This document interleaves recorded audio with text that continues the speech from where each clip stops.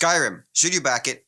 Let's go. Hey everyone, welcome back to the channel. My name's Clayton, and in today's video, we're going to be talking about Skyrim, the adventure board game that's currently on Gamefound. Now, I don't know about you, but when Skyrim first came out as a video game, it blew my mind, and I was very excited to see that they're getting their own board game release. But does it actually live up to the hype, and should you just back it because it has the Skyrim name? Let's talk about it.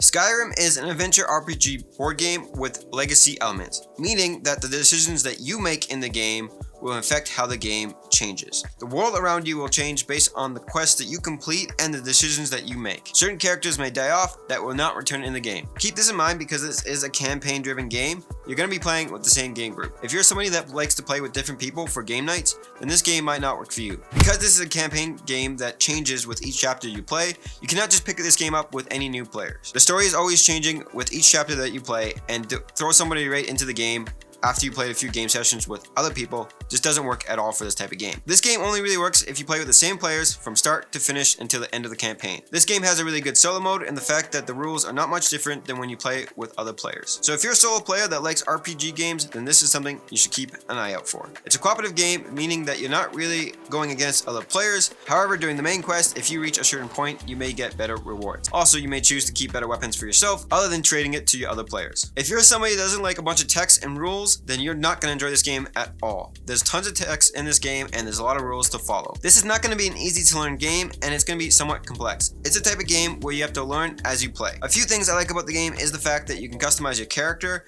with different abilities that you can gain throughout the game, and you can upgrade your weapons by crafting them and making them better. Similar to Skyrim, there are tons of side quests for you to go on. You don't always have to continue on the main event. Combat in the game is very quick and easy. All you have to do is roll a bunch of dice, add your skills, and they do have a push mechanic where you can spend resources to roll more dice so the dice are more in your favor. However, this is very luck based and it can be frustrating at times if you don't get the roll that you need. So keep that in mind if you don't like luck based roll games. I also like the fact that the monsters in the game progress to be harder and harder each time you enter caves and dungeons. So you're always progressing forward and challenging your character. My biggest issue for this game is going to have to be the artwork.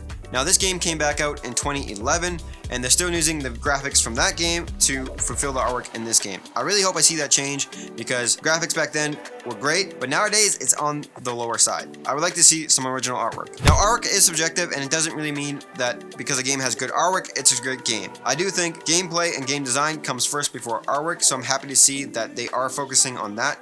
However, for newer players, artwork is what pulls newer gamers to a game. If you guys are enjoying this video, don't forget to give this video a like as it truly helps the channel grow. And if you're new here, hit that subscribe button and drop a comment down below. Let me know what your favorite part about Skyrim is.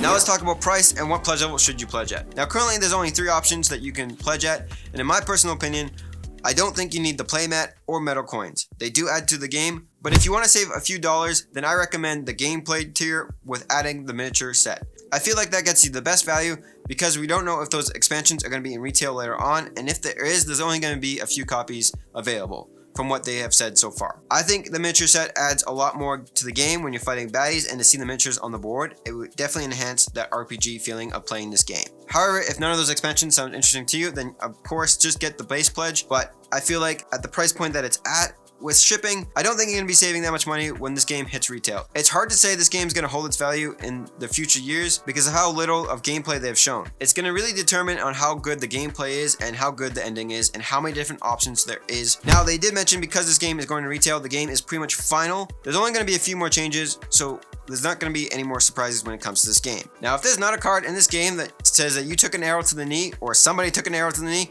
I'm going to be very disappointed.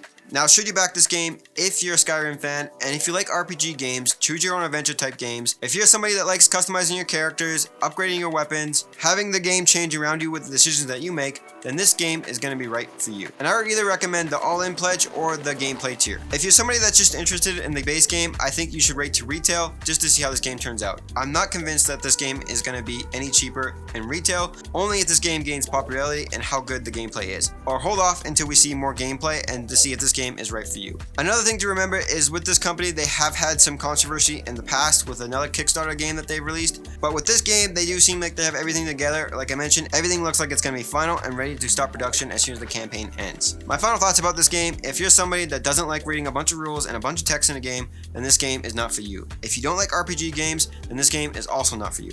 However, if you're somebody that likes Skyrim and you like RPG games, then this game is definitely going to be a good back for you. With all that being said, I hope you guys enjoyed the video. Check out this video here for more great games, and I'll catch you guys in the next one. Don't forget to give this video a like and comment down below. If you're new here, hit that subscribe button. I'll catch you guys in the next one. Take care.